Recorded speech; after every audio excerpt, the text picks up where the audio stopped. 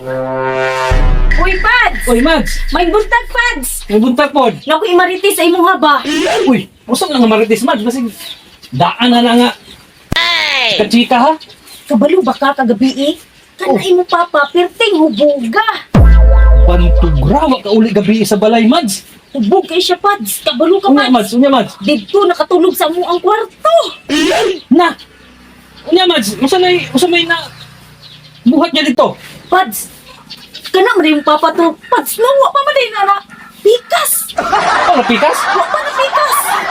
Kasi nakita ni mo, Mads? Nakitaan ako, Pads, uy! Stilan ni si Papa. Pads, Naginig. Tulog-tulog, laing balay ba? Pads, Oh, Mads. nabay Mads. ginaingon nila nga. Like father, like son.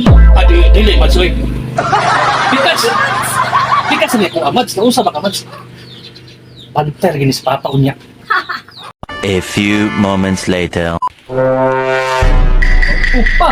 Oh, naman. Karoon pa makauli lagi. Ay, ano pala yun kay? Pagkina kong hupo kagabi. Nauna. Pabilin-bilin, pero panguli. Sabog-sabog niya kay. Pitinaparan niya kong ulo. Dapat ang ulo. Tulog to. Tulugon. Adto ba si Mats Jusa diri kaniya? Oh, sabog-sabog. Dito man ka natulog sila ha gabi eh. Nakatulog niya. Tinopit, dito ko nakatulog. Tatawa lagi.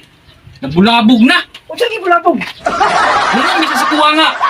Nakita ang imuha. O sa may nakita niya sa kuwa. Wala pa nang napikas imuha. Ay, biglang ang Papa. Kung sa maganda ka mga istorya nga. O sa may usap-usabo ni mong gibuhat sa Ginoo. Usab-usabon. Wala na bulabog na taning. Duha. Ay, pag bulabog kayo, pag istorya ng bulabog kay natural din na siya. Natural. Wa man ganyan pikas ang ako, ang imuha pa.